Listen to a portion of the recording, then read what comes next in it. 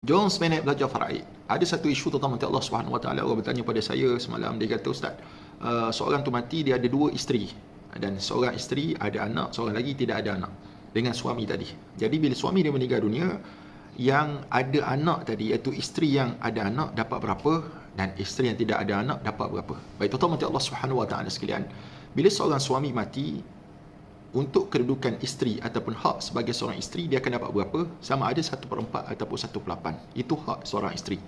Jika sekiranya isteri tu, suami tu meninggal dunia dan dia tidak ada zuriat, tak kira daripada isteri mana, dia tak pernah ada zuriat yang berbin dan berbintikan dia, maka isteri dia akan dapat 1/4.